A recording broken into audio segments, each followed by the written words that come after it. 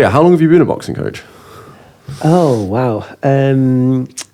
So I started coaching back in, I think, 2008. I did for a couple of years in London at a gym in Lambeth North, Fitzroy Lodge. Nice. Then when my little one, was 3 years old, I wanted to spend more time at home. So I stopped with the coaching, moved to Brighton, then moved back from all of the coaching. And now we've been going for 3 years again. Okay. So you had a bit of time off in the middle? I had a bit of time off in the middle, yeah. Okay. Yeah. And now you teach in Lancing, right? Yeah. Okay. Kids and... So Edson is my boxing coach as well. And there's lots of similarities between boxing and music. That's one thing we keep talking about. Yes. That kind of rhythm, and Edson always has amazing music on when we're doing our boxing lessons. You taught me a lot of cool tunes. I love my music, and boxing, it's a dance. You know, if you don't have footwork, you've got nothing, then you turn into a punching bag. So you need to have rhythm. You need to have flow. And as I'm sitting here, you know, I'm moving my shoulders. And that's also in boxing. We're dipping, we're slipping, and stepping to the left, stepping to the right. So it's very rhythmic. And in all good gyms, the music will be blasting. Yeah. Good music, strong music. Yes, yeah. No, do you imagine do you think a lot of professional boxers are thinking like that? Do you think they're thinking in their head? Do you think they can hear music when they're actually in the middle of a intense situation like that?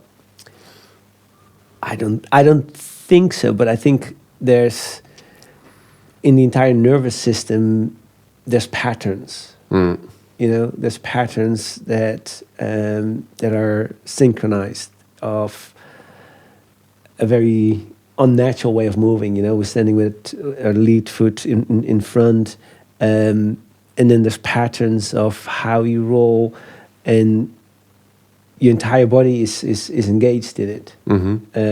There's lots of weight transfer that's happening in boxing. So I don't think that you're necessarily playing tunes in your head, because somebody's throwing punches at you. So, yeah, exactly. So you're not like, oh, yeah, Marvin Gaye, let's get it on. You know, it's like, ooh.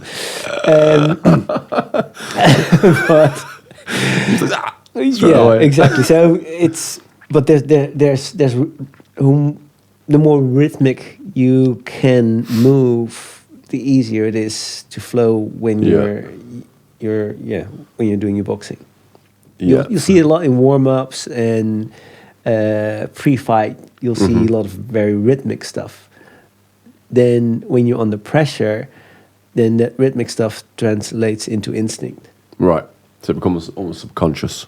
Yeah. So first you're doing drills in patterns, and then when you're in the ring, instinct takes over, and then you're using those patterns for the situations that you're in. Because it feels very unnatural when you first do them. Yes. And you're kind of like, oh, and you almost feel like a child again.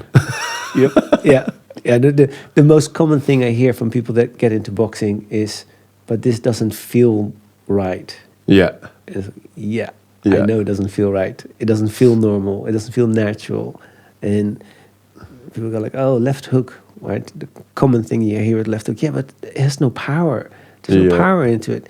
Yeah, when you learn how to rotate and how to twist and how to transfer your weight. Hips.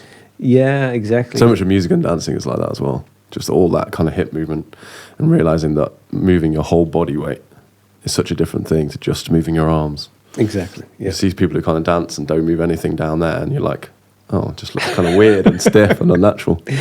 100%. Yeah, that's why I like Sugar Ray Robinson. If you pull that forward slightly, because I don't know if you're going to be talking. Sure. I always forget that we're going to obviously facing each other. Yes. Sugar Ray Robinson was a dancer and used his dancing. It benefited him a lot. You're right. And then Lomachenko. Hello. It's trying to evade you. Luther Vandross style. Speaking about music, Luther Vandross used to play a lot with moving the microphone. Right. Like he would hold a key and then he would move it and play with that echo thing. Yeah, yeah. And I was fortunate enough to see him live twice. Wow. Well, that's pretty sick. Yeah. This thing keeps dropping. Doesn't like you. Yeah, it doesn't. Might be easy if we just take it off. Let's see. You see this front thing keeps dropping. How do we... Yeah, good boy. Okay, nice. So you would experiment with moving that around? Luther would. Luther would, yes, yeah. Not me. I can't sing for my I bet life. you could if you tried, because you listen to a lot of good music. People who listen to that have like an kind of like, I don't know, it's kind of a built-in idea of what sounds good and what doesn't, because you've listened to a lot of good music. Yeah, and you know what? I don't sound good. I'm trying to be nice. But I appreciate it. Have you ever recorded it though? You just heard it with your own ears and thought, well, you know what? I'm also a life coach, right? And I did my master practitioners with Dr. Oh, and I'm going to get a mind blank. He's going to be offended. Yeah, he's going to be offended, definitely. Founder of Neuro-Linguistic Programming. Okay. And I've read a few books on that. That's fascinating. Yeah. That's cool. Yeah, and what I learned from him, because he was basically, in the audience, who thinks that they can't sing? And he went, first, hands up if you love music, right? My hand went up, of course. I love music. And hand go up if you don't play an instrument. Hand up if you think you can't sing. And my hand kept going up. And then he called me on stage and he says, okay, so you listen to a lot of music? Yeah. I said, most likely the reason why you can't sing is you hear yourself being off key. Right. Because you know what the key is. Yeah, so you can hear it. So the moment you open your mouth and you haven't had the training, you want to close your mouth again because that didn't sound right. So your brain and your ears know what's right. Yeah, my ears know what's right, and I'm looking for it. With no technique. But I've got no technique. I don't know how to get there. Right. So yes, I can tell when somebody else is off key, and I can definitely tell when I'm off key. Right. I'm off key all the time, but I can. Yeah, I've got good ears, and that is because of just listening to lots and lots and lots and lots of music. And they're always pretty like in. All of those people that you're listening to are like, they know what playing with it all over there. Yeah. You know, I mean, Luther Vandross is one of them where he holds a key and then he starts to play with the microphone with the distance of it and just stretching it and just. Yeah. So what did he say about being in key then? NLP.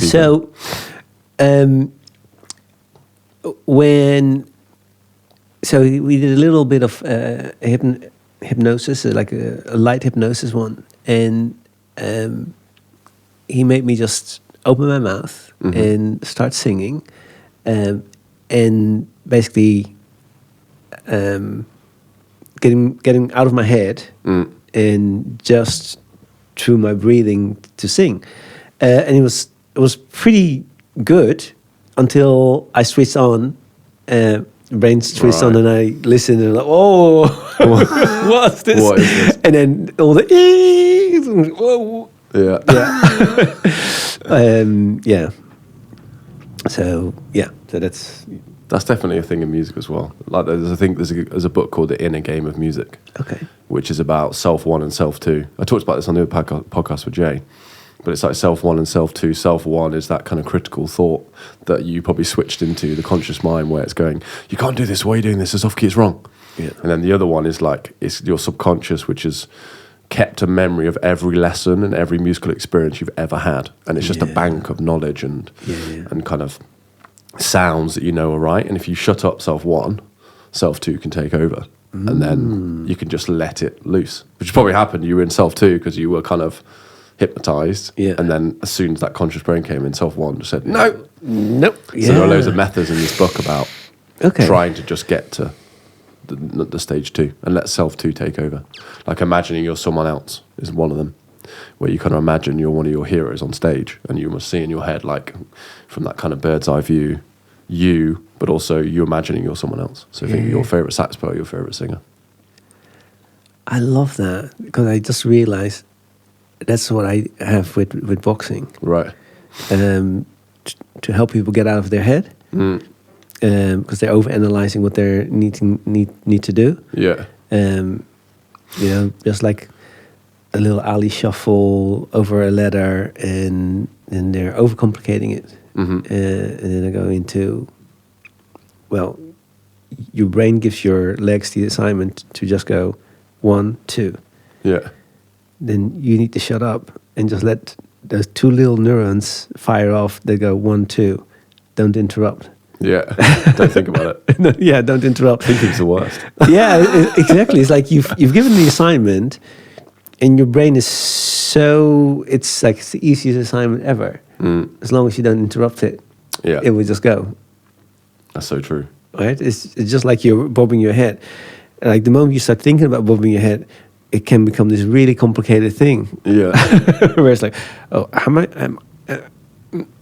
No, you're given the assignment, and then this keeps going. I find my career's a bit like that. I find if I'm thinking too much about my career and really forcing things, stuff doesn't happen. Yeah. And if anything, I sabotage stuff more. Because if you're there talking to people being like, I want this, I really want this, and then I kind of look at you or like respond to you being like, chill out, mate. Just relax. You're actually sabotaging yourself by wanting something too much. Just calm down. Flow. And just go with it. It's flow. I think it's flow, it's energy. It's like you put that, you go with that energy. You know, when you put energy into something and you just keep putting energy into it, then something's going to come from that. Yeah. Right? It attracts, it pushes stuff away as well. But then you're in it, and then it's just happening. Yeah. And it's probably the same for your career. It's like if you don't overthink it, but you keep moving, then the things keep coming. And it almost feels like I'm focusing on the wrong stuff. So I'm focusing on what I don't want as opposed to what I do want. Yeah. Like I don't want to not get this gig, or I want, do you know what I mean? Well, that's a double negative, isn't it? But I don't want to miss out on this gig. Yes.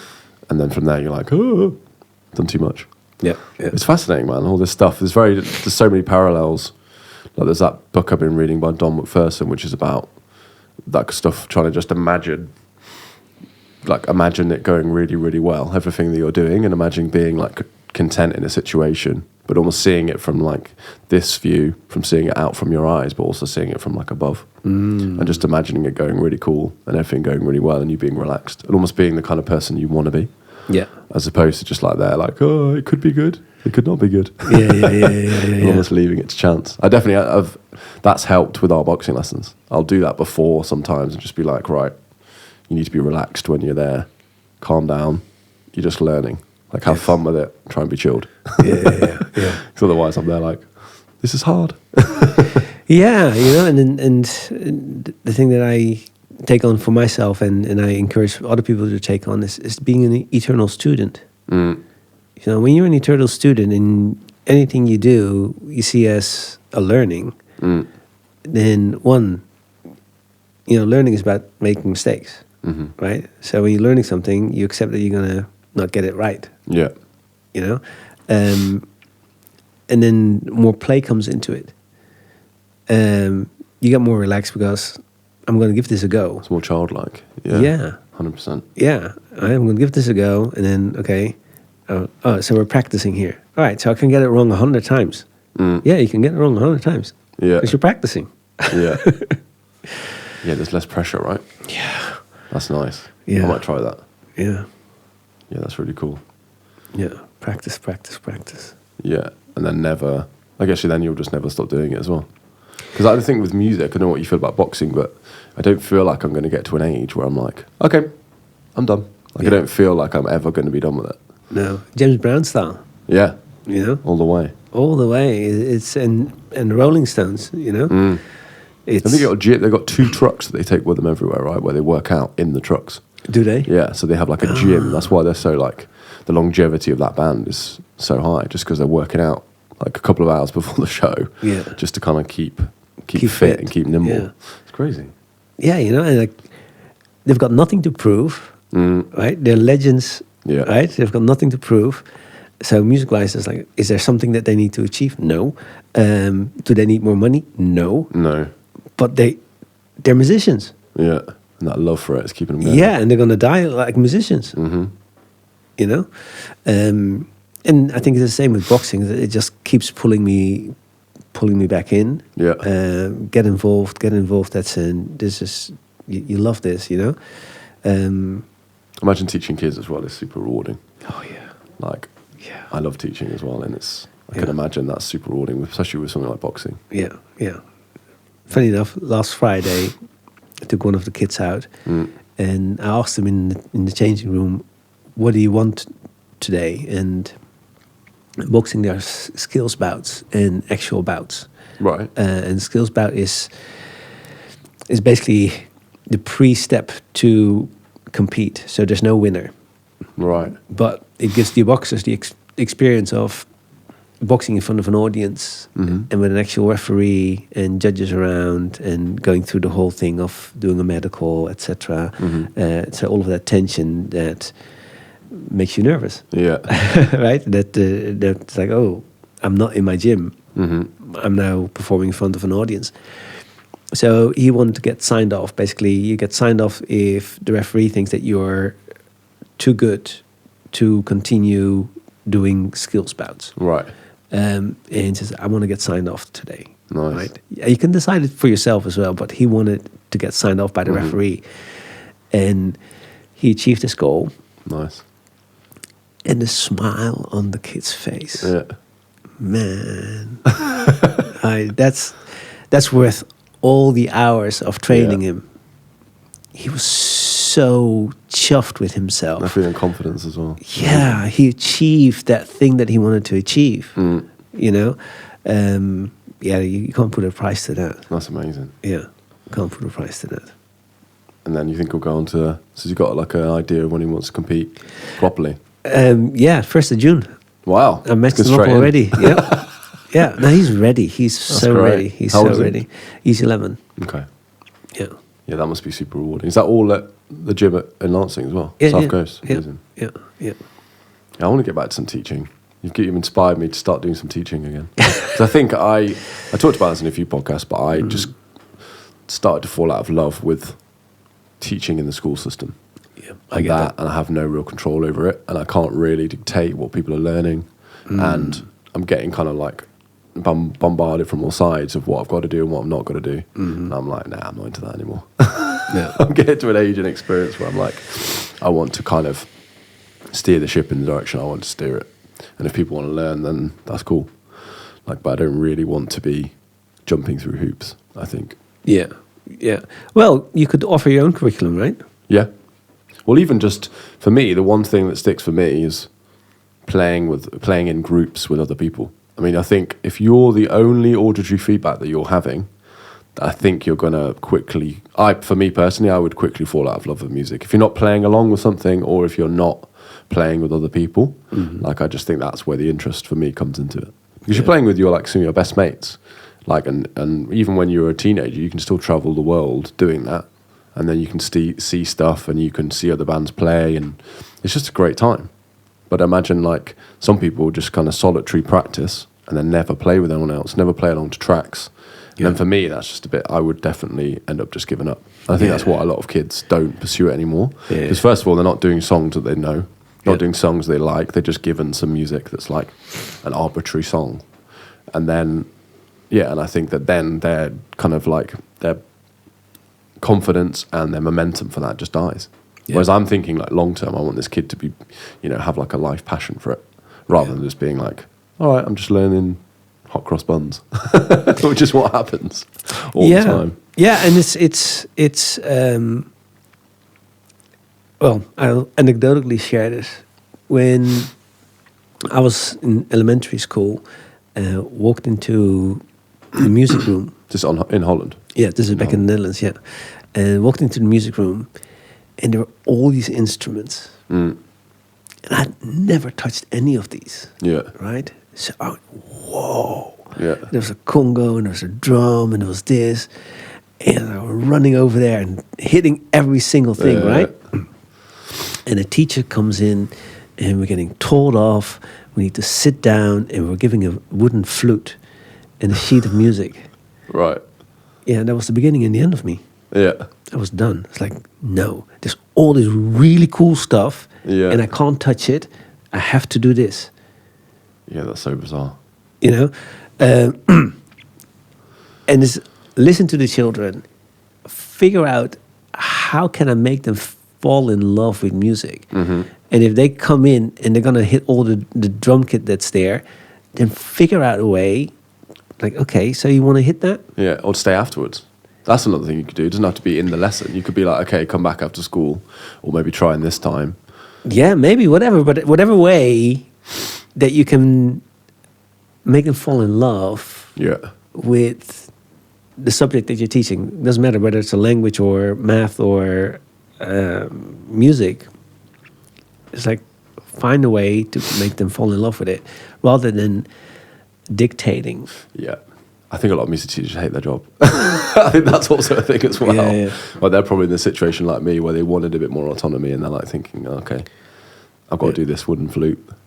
Wooden flute thing. Yeah. We have the same in the UK, like recorders is a thing, which is Yeah. like probably what, £10 instrument.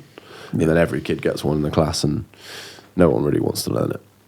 Because there's only a set amount of keys that you've got on it. They all sound fairly terrible. Yep. But yeah, Yeah. it's interesting. I mean, I want to get back into it, definitely. It's definitely something I want to revisit, because, yeah, that kind of like rewarding thing of seeing them smile and seeing them excited is the best. I mean, we both love music. I was like, so if you can share that passion with someone, Yeah. if you present your passion and find ways for them to get involved, you know, whether that's blowing a horn or hitting stuff, you know, I mean, I would let the kids hit the drums, fine, and then challenge them. Can you hit that one 3 times and that one 2, right? And can you keep doing that, Yeah. right? And then once you've done that 4 times, can you then add that, right? Yeah. Challenge them, because they're hitting the thing, because so they're interested in it. Yeah, it's kinesthetic. Yeah, okay. And then you challenge them. Just like with the little boy that I had last week, and I asked him, like, what do you want to do today Yeah. when you get in the ring? I wasn't going to tell him what he needed to do. It's like, so that's what you want to do. Okay, now I'm going to help you to achieve what you want to achieve, what you want to do. Yeah, I think it comes from both sides, doesn't it? I think because you're in a position where you've done a lot of thinking about all of these psychological aspects, you've done a bit of training, and I think you've got to be in a place to be confident enough to then say to the child, like, what do you want from this? And then let them take control and let them take the lead. Whereas I think with music as well, like, it's having the confidence to be able to say to a child, what song do you want to learn? Then they can literally say to you, you can go on a laptop, you can look it up, and then have you got their ear to be able to listen to that song and then go, da-da-da-da, and then work it out? Yeah, and I think also just like, okay, my song, you know, is it Don Hathaway, right? Now, I think that's one of my favorite songs, and his timing is just incredible, and his range is incredible. Now, imagine a student comes to you and says, I want to be able to sing that, right? Yeah. Then, of course, off the bat, they're not going to be successful in that, and it's not going to take 2 or 3 lessons. Yeah. But then as a teacher, now you have a tool to teach them the fundamentals, because you can now say, like, in order to get to there, to be able to sing that, Yeah. we have to learn this, and then we have to learn that, and then we can taste a little bit of this, and then we're going to work on your vibrato, we're going to work on getting you into that key, or you have to figure out the key that's going to work for you, because you might not be able to, Yeah. right? But then at least you've got something Definitely. that will motivate them. An end goal. Exactly. Yeah. Exactly. It's like, oh, I want to be able to sing that song. There must be Just things the like way- that in boxing as well, right? Oh, yeah, Seeing absolutely, of certain course. characters. Of course, yeah. I took, this is when I was still in London. And I was still in London, we had this beautiful boxer, Jermaine Brown. He's a professional boxer now, and he walked in at the age of 16 in the gym, and we were training, and we took him out on his first bout. And after the weigh-in, I took him for a little something to eat, and I asked him, "Who's your favorite boxer?" Mike Tyson. Actually, he didn't even say Mike Tyson. He said Mike. And I knew who he meant. Mike into the mic. All right. And I asked him, why? Because he knocks people out. And I thought, okay, I don't have to worry about you. I know what you like. Yeah. And now it's up to me to remember that that's what you like. Mm-hmm. So now how can I work with you for you to have that satisfaction and that thing that inspired you and that aspiration that you have, and to play around with that. Nice. Because that keeps him going. Yeah. It's like, oh yeah, I like him because he does that. Okay, cool. Nice. Right? This kid, that same little boy, and he likes Ben Whittaker. Right. And it's like, okay, I'm not necessarily a fan of Ben Whittaker as a professional. And when I say not a fan, there's certain things that I go like, not needed. But he's an amazing amateur. And he's an amazing boxer. Like his footwork and his timing, his range, his movement it's incredible. But now I know who he's inspired by. Right. And now I can work with him. And you know the skills that person has. I know the skills that Ben Whittaker has. Yeah. And it's like, okay, so if you want to be able to be like Ben Whittaker, now I can speak to the little boy. Yeah. Then we have to work on this. And then you have to work on that. Nice. You've almost got a path. Yeah, then there's a pathway, right? And obviously, I haven't studied Ben Whittaker, but I've seen what he does, and based on that, and based on the boy's aspiration, I now have a tool that I can use when I'm training him, because he wants to be that. Even if I would say, go sprint up 10 hills, right? Because you want to become like Ben Whittaker, right? Rather than telling him off. Yeah. You know? Now, instead of telling him off, I've got something to motivate him, rather than to go, no, don't do that, don't do that. Yeah. Right? And moving forward, as opposed to thinking. yeah, and I think that's the thing with teaching, you know, even with music. It's like, oh, you shouldn't be playing that. It's like, no, you want to sound like Marcus Miller, then, you know, Marcus Miller holds the bass like this. Yeah. You know? There was that book, wasn't it, Emotional Intelligence, which came out, I think must have been 15, 20 years ago. And basically the whole premise is talk positively to children, talk about what you do want as opposed to what you don't want, because they don't understand that whole kind of the negative. So if you say, don't think of a blue tree, that's one of the examples they use. All you do is think of a blue tree immediately.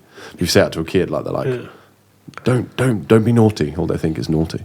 Like we've tried to do that with our kids, like try to think and talk about the positive as opposed to the negative. As soon as you do it, they're like, they latch on to that kind of word or that concept and then definitely move towards it.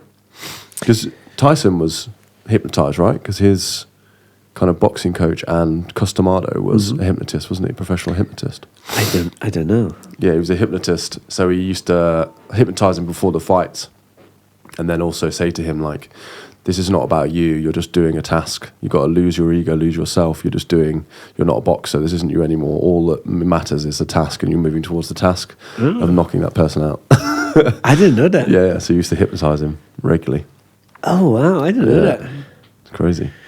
Because he was like one of the boxing great coaches. Oh, yeah, Customado, legend, absolutely. But I didn't know. But he started doing that from age 12 or 13, I think. Started hypnotizing him like regularly a few times a week. Okay. Crazy, isn't it? Yeah, I've learned something new. I had no idea. Okay. This is why he was so ruthless as well. And you can kind of see that look on his face when he gets into the ring. Like it's not him anymore. He's kind of gone to this different mode.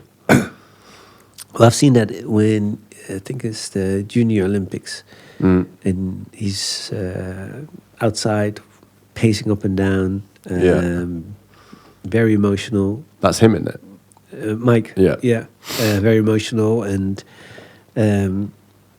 coach calls him, and it's fighting time now, Mike. Just clicks. And then that little boy, well, he was never little, but Absolute machine at 13. but yeah, that child then turned into, maybe those were the words. Yeah, that he did when he was hypnotising. Yeah, just went, could fight time now, mate. Yeah. God, that's terrifying. He used to say, even at 18, you see all these like massive men like walking towards the ring, just like with their heads like bowed down, just like thinking like, oh, I don't want to do this. They get into the ring and just immediately get knocked out by him, even when they're training. Yeah. At 18, it's crazy. Yeah. Well, if you would have walked into Mike Tyson at the age of 14, you would have still run. Yeah. I remember there's a picture of him getting off the bus. The genetics, it's just crazy. It's just, whoa. That's not a 14-year-old that you want to mess with. No. What a life as well. Yes. It's always kind of perfect storm ideas, isn't it? All those different things combining to make that kind of perfect fighter. Excuse me, podcast listeners. I'm going to push the microphone away for a second. Yeah, I find it fascinating. All these things have got such parallels, though. And I guess that all kind of that mindset of. There's a book by Ken Robinson as well, which is talking about flow state, talking about in schools, instead of having these kind of like career guidance counselors, which is the most kind of mad job ever, but thinking about how can we find the flow state for kids and find something that they literally lose themselves in. Yeah, where they lose a 100%. Sense of time and just go into the state of kind of euphoria whilst doing something they potentially earn money from. I love Ken Robinson, by the way. You've seen his TED Talk, probably. His what? Yeah. It's legendary. I think it's one of the most popular TED Talks Incredible. ever. Speaking of learning, and I think it's us as adults, it's our job, as you said before, not to tell them what not to do, but it's our job to expand their mind, because they're coming in as these tiny little seeds that everything is new to them. Right? So they want to explore. Like this way we were with our daughter when she was little. I was just very conscious of the fact that every single thing that you see is new. Every single thing that you hear is new. Everything that you smell is new. Yeah, that's crazy. Right? That's mental. Or hear, and everything we say to you completely. Yes. New. Everything is new. Everything is new constantly. So the moment you take your child out of the house and you just stand in front of your door and you just have a look around, knowing that for your child, everything, but even when you look at the pavement, everything is new. Yeah. Right? It could either be terrifying or exciting. Thinking about those two ideas. Yes. And that's why we as adults are there to provide the safety for them to just go and touch everything and try to stick it in their mouth and all of that stuff, you know. I remember I was I do my pull-ups, right? And I was doing pull-ups on scaffold in front of a building. And this mother walks out of her house with her little one. And she hadn't done 2 steps. And the little one jumped on this little snail and was just mesmerized. Yeah. And I thought, wow.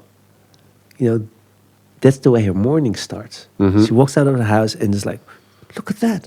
Wow, that's amazing. Yeah. Right? Us as adults, we don't do that.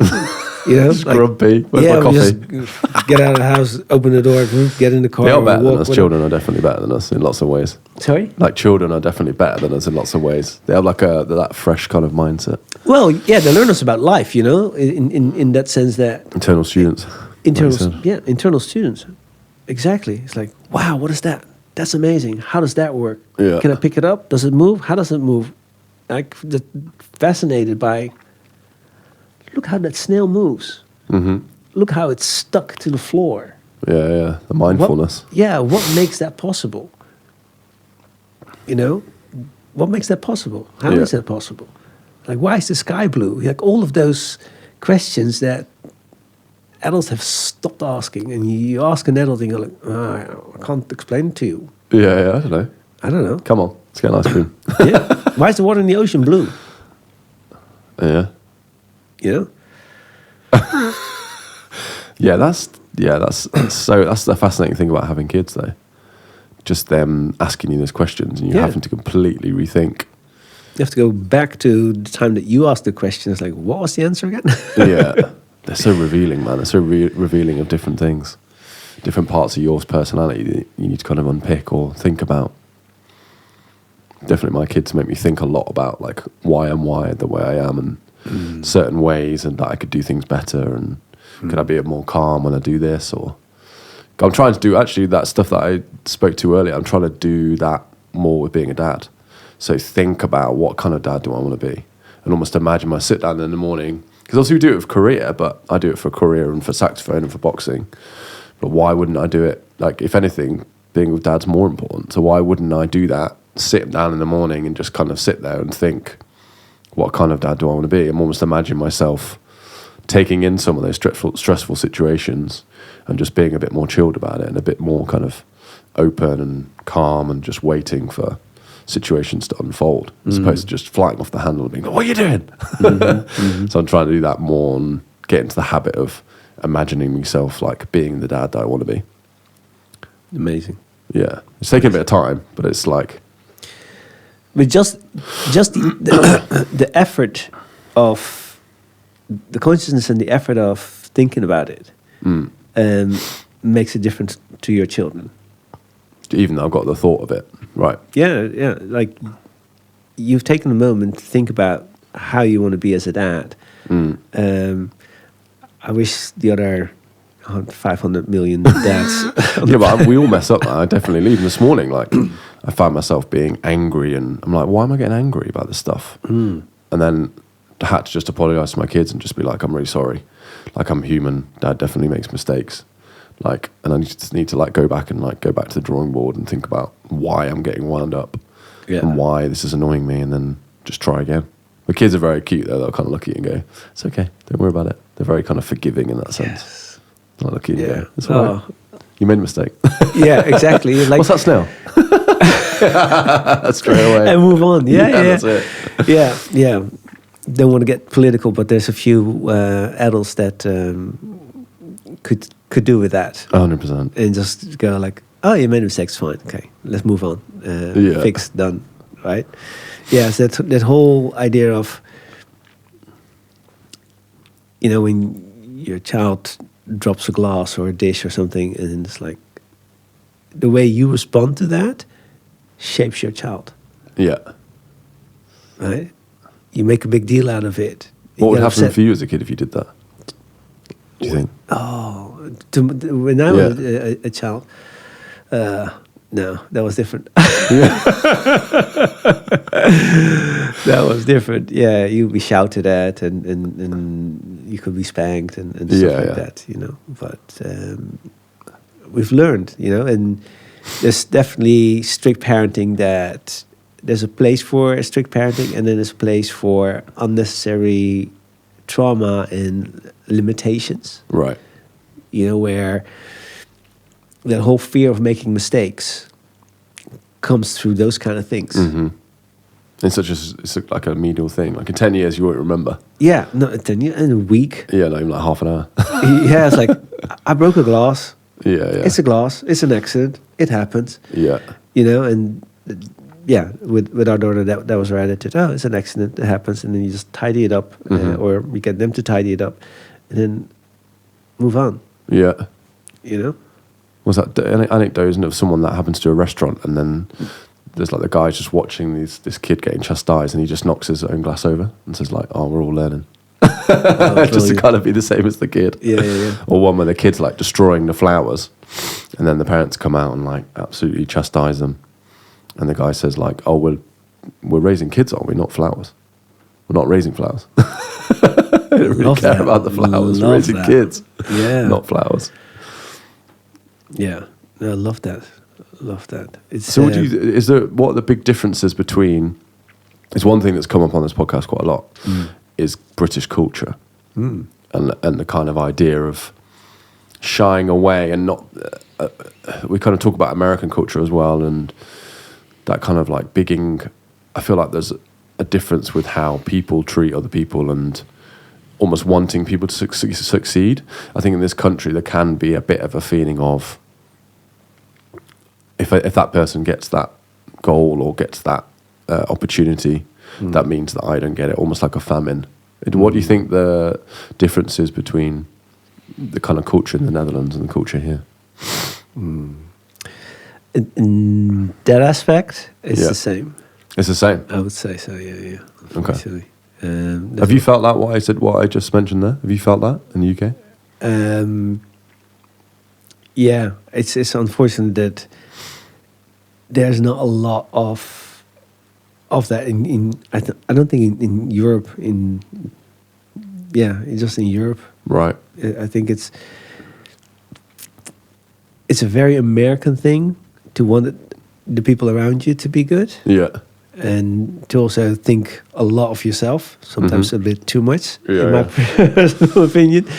Main character energy, my mate called it. Like main character energy. Yeah, yes. Being the hero.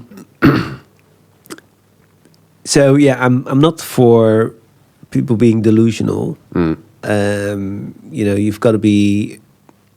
If it's good, it's good. If you're a boxing coach, you'd find out pretty quick if someone's delusional. Yeah. Boxing ring will tell you the truth. So you don't want to put false confidence in someone and they get hurt. Because the delusional self-confidence the blue corner has, the red corner actually has done the work and done the training, and they don't care about what's going on in your mind. Yeah. They're going to for one thing. Yeah, right. They're going to aim for that mind with their gloves. So, yeah, I'm all for community and people working together and encouraging each other. Because you seem very much like that. You seem very kind of positive, wanting to boost people to be the best they can. Yes, I'm not good with the whole European culture thing in that sense of, there's one sandwich, so what are you going to eat? That idea, it's like, okay, there's one sandwich, cut it in half, here's your half, figuring out stuff together. It's the design, it's our design, and we're fighting against it. Yeah. We're hurt people, so we need each other. We're no good on our own. No, definitely not. We don't function on our own. No. So you'd have died back in the day. 100%. Like immediately. 100%. So we just need to embrace it. And we're all different, and I might not like this person's voice or how this person does that, and we can all live in the same street. And you're the bricklayer, you're the musician, you're the doctor. I go to the doctor, the bricklayer builds my house, and we function really, really amazingly when we get together. It comes back to your what you mentioned about music. Playing on your own, you would have stopped. Yeah, definitely. Right. So boring. So boring. Yeah, because the energy you get and the synergy, and it's like the cross-pollination, the synergy that happens What's when the name we of come this podcast together. studio as well? Synergy. Yeah. All right. Well, yeah, exactly. Yeah, Synergy Studios. Okay. That synergy, like we're talking and we're finding things that we mutual interest, learning from each other. How do you do things? How do I do things? And looking at expanding each other, and looking at what can we learn from each other, and not necessarily focusing on our differences, but more about, you love music, I love music too. Cool. Yeah. And with somebody else it might be, you like movies. I like movies too. And whatever the different things are that you, and just focus on that rather than he has a beard. You know? Yeah. You know, it's like, just come together, man. Synergy. I wonder where that comes from. That kind of like underlying feeling of that, though. Does it come from education? Does it come from culture? Does it come from things we watch? There must be lots of different influences kind of pushing towards that. Towards that feeling of the kind of famine mindset. Because I'm in loads of, but like there's one band that I'm in specifically, Club Live, which is like a group of like 50, between probably about 15 and 25 people. And they're all so super positive. They all have that kind of like positive mindset. It's all about boosting each other and always complimenting each other, and everyone is trying to do the best thing and moving towards. That's why it's one of the best bands around.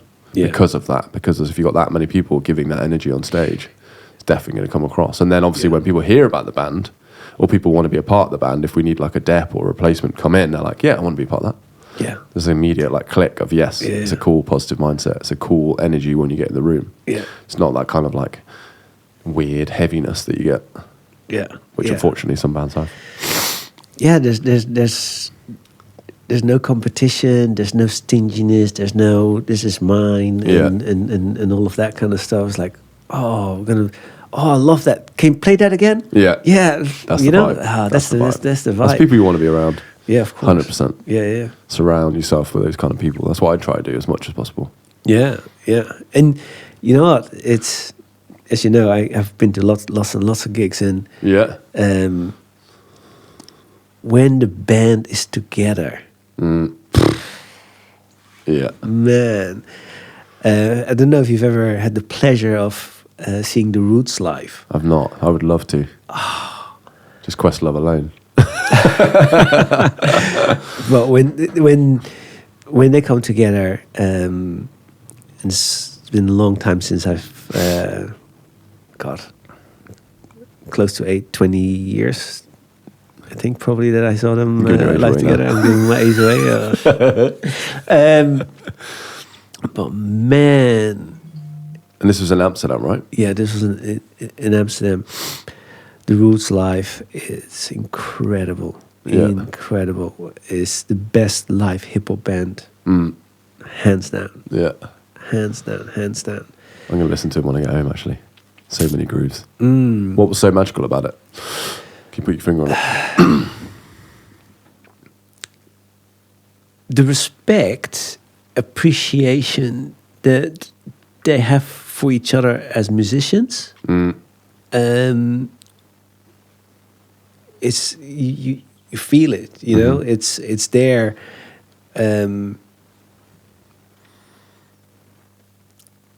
Words aren't needed, you know. And as you said, like bigging each other up, like so and so. This person is hitting that instrument. That person is hitting that instrument, and then now all of a sudden the guy behind the keyboard is rapping. And you're going, what? Isn't it supposed to be? Yeah. But it's all no rules. Yeah, that's it. Nice. That's it. Thank you for that. That's exactly what it felt like. It's like you guys have just broken all the rules of a normal gig. They just trusted each other to then move towards. Sounds like Snarky. You know that band that I played you before, Snarky Puppy? When you listen to them talk about their process, they're like, I don't know what it's going to be like tonight. What song is this? And then they start playing, they're like, oh, what? Yeah. How is this song? Yeah. And just that trust between the musicians. Because I guess they know, they're all trusted, they probably believe in each other's like abilities. And they're like, I know I'm cool with this person. They're going to do something cool with this song. I'm just going to trust it, and I'm going to appreciate what they do. Yeah. And they go on that journey. What other cool gigs have you seen? Because I remember you said you've seen Jill Scott. And then you see, was it Marcus Miller? Was that in Amsterdam as well, or was that in London? Marcus Miller I've seen in the Netherlands, but I've also seen him in the coolest story ever. So I used to live in London, and opposite of me there's a little pub. And I walk into the pub, having a chat, and the owner talks like, Edson, I want to come and see you because you live opposite of us. We're having this little gig, and it might be a little bit loud a bit later. And I said, so who's coming? Yeah, apparently this famous person, and he used to produce for Luther Vandross. And I'm going like,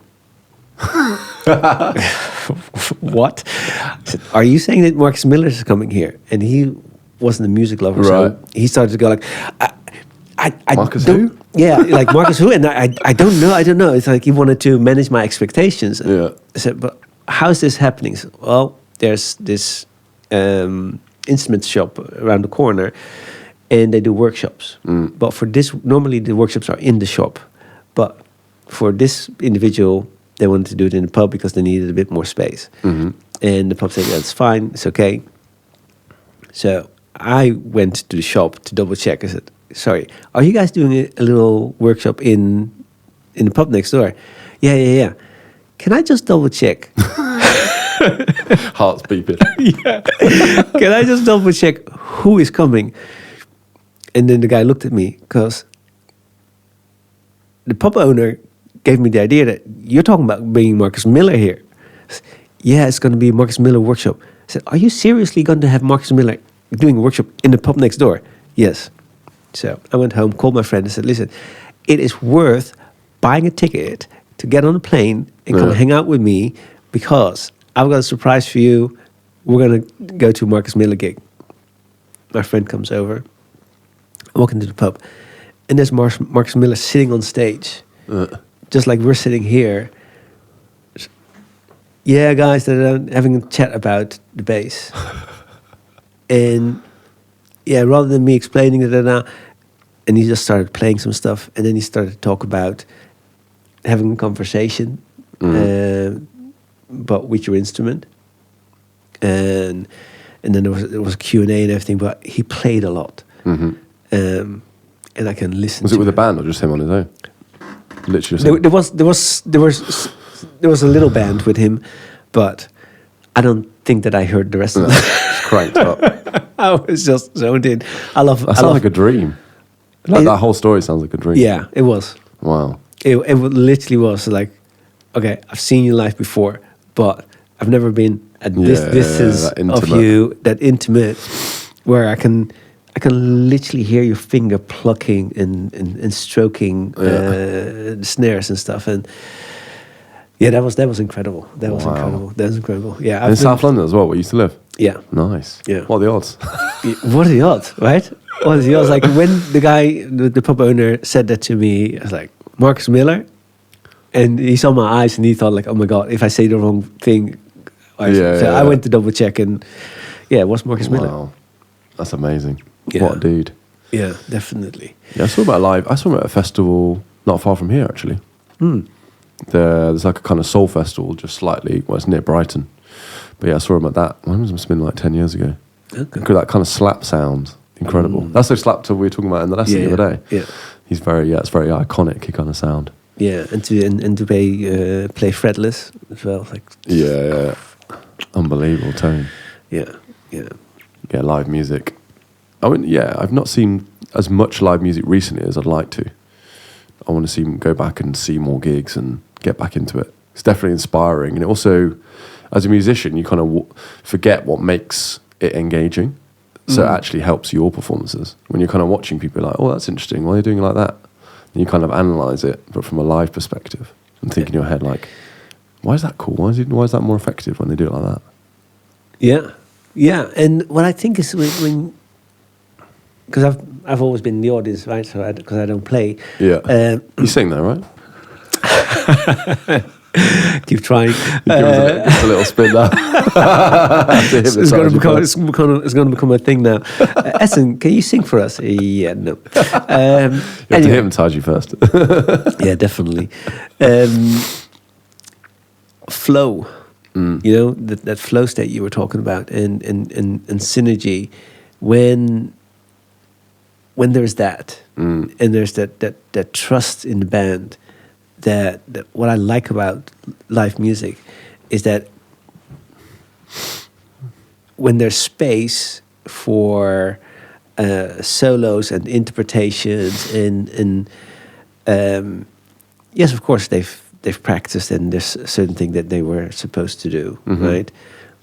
But then you know when the script has been Yeah, tossed, thrown out, and then that's when the real cool stuff happens. You go like, oh, whoa, right? Which you will never get on an album, right? And I especially love it when the band members get introduced by the singer. That's the coolest bit. Yeah, and then they do a little thing, and sometimes those little things can get out of hand, and I love when that happens. 10 minutes later. Yeah, exactly. 10 minutes later, and all of a sudden a whole new tune that's just been created. That's like drum solo. You go and get a pint, and then come back. Okay, it's them, right. Well, yeah, see you in 10 minutes. There's a few backing vocalists that have really taken over. Anthony Hamilton, he performed. I saw him in London, and then I flew to the Netherlands to see him there again. And he had this new girlfriend. I don't know whether she's his wife now or not, but this is years ago. And she was backing vocalist for him, right? And the backing vocalists were introduced, and she did her little thing. But her little thing got the audience just like mad. Like, her voice is incredible, and she did her thing, and also like, oh, I'm at a different gig. Yeah. Right, and then he stopped her. Said, yeah, wait a second. It's still my gig, right? That was beautiful. I like that you can joke about it though. That's cool. Yeah. That was really nice. And Angie Stone gives a lot of love to her backing vocalist. Bless her. May she rest in peace. Seen her at gigs at the North Sea Jazz Festival, at different other places as well. But at the North Sea Jazz Festival, she gave the reins to her backing vocalist, and they just tore the place apart. Nice. Yeah, and when the band then supports them, like they hit a key, it's like, oh, I need to put something in here. Yeah. And that's what I love about live gigs is those moments of, oh yeah, I need to put something in here, and then whether it's the drummer or the saxophone player, whoever puts that little thing in. You know, you've said this to me a couple of times. Oh, you like simple bass lines and stuff? Yeah, I do. Yeah. Because it sets a foundation that allows the other instruments to do the more complicated things that just allows the other instruments to shine. Yeah. You know, when then somebody plays something, it really stands out. Yeah, it's that foundation, like. Yeah, it's just a very solid, nice foundation that you can just, on top of that, you can make everything beautiful. Yeah, that minimalist. Same thing for like 5 minutes. Yeah. Whether that's the drummer that plays that beat very basic, or the bass player. And bass players are cool anyway. Yeah, they are very cool. If I didn't play sax, it would be that or drums. Yeah. I think. Yeah. Just a cool guy in the band, or girl. But yeah, I definitely think that's the thing. Yeah. Could you do a time check for me? Yes, I could. Your phoneage. 10:15. Oh, sweet. Sweet. That's flown by. Yes, that has flown by. It's funny because I was saying the other day, I'm going to do podcast. That's flow state. Flow state, yeah, exactly, 100%. Synergetic flow state. Yeah, talking about music, I can do forever. Yeah, me too. I could talk about every single gig that I've been to forever. It's like, yeah, that's the one thing. It's like gigs have become extremely expensive now to go to. I get that the music industry has changed, but I've been to so like many. the kind of like either the theatre or the arena kind of shows? Are we talking about all? Yeah, so I spent 30, 40 quid. 40 was probably a lot, you know. Going to North Sea Jazz Festival, a day ticket, €400. And for €100, you're seeing, in an evening, you see probably 12 gigs. Right. You know, you get to see D'Angelo, you get to see Anthony Hamilton, a little Wynton Marsalis, a little, you know, like, and new or different gigs. But now when you go to a festival, you need to really bring out the credit card. Yeah. I think it's the stuff that you have to get at the festival as well. My wife's very good at just, because we went to a festival this year, Camp Festival. My wife's very good at just like prepping everything, so you don't have to buy any food. So we'll take a lot of stuff, but then we're there. Because otherwise you're spending, especially with kids, you could be spending 50 quid a meal. Yeah. You think you're doing that 3 times a day? That's nuts, over like 3-4 days. So she's there like making sauces and all this stuff. So we eat like kings when we're there, but we don't buy anything. That's the best way to do it. Yeah, that's the way to do it. Right, we have to wrap this up. Yeah. Thanks so much. Thank you. Legend. Thank you. Edson Williams. Thank you. Thank you. Take care, everyone.